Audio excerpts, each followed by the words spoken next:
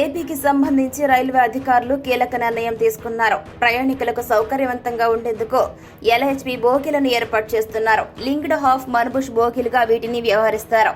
దీనివల్ల ప్రయాణంలో ఎటువంటి కుదుపులు ఎదురుకావు. ప్రయాణం చాలా సౌకర్యవంతంగా సాగుతుంది. ఈ నెల 24 నుంచి Visakha Chennai central weekly express, అలాగే ఈ నెల 25 నుంచి చెన్నై సెంట్రల్ విశాఖ వీక్లీ రైలు, ఈ నెల 26 నుంచి విశాఖ పారాదీప్ వీక్లీ ఎక్స్ప్రెస్, ఈ నెల 27 నుంచి పారాదీప్ విశాఖ వీక్లీ ఎక్స్ప్రెస్, అలాగే ఈ నెల 28 నుంచి విశాఖ కర్నూలు టౌన్ వేసవి ప్రత్యేక రైలు, ఈ నెల 29 నుంచి కర్నూలు టౌన్ విశాఖ వేసవి ప్రత్యేక రైలు ఎల్హెచ్బి బోగీలతో నడవబోతున్నాయి. వీటిల్లో ఒక జనరేటర్ మోటార్ కార్, ఒక second class seating cum luggage, Divyangjan coach, 2 second AC, 3 third AC, అదేవిధంగా 9 స్లీపర్, 4 జనరల్ సెకండ్ క్లాస్ తో ఈ రైళ్లు అనేవి నడవబోతున్నాయి.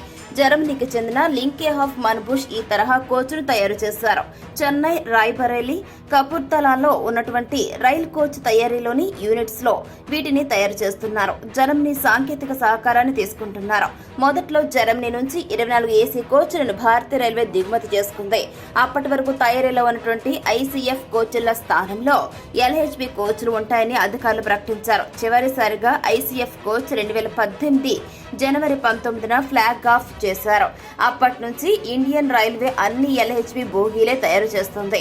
మారుతున్న కాలానికి అనుగుణంగా ప్రయాణికులకు మెరుగైనటువంటి సౌకర్యాలను అందించాలనే ఉద్దేశంతో ఉన్నటువంటి భారతీయ రైల్వే దేశవ్యాప్తంగా రైల్వే స్టేషన్లను అత్యంత అధునాతనంగా తీర్చిదిద్దుతోంది. రైళ్లలో కూడా మెరుగైన సౌకర్యాలను కల్పిస్తున్నారు.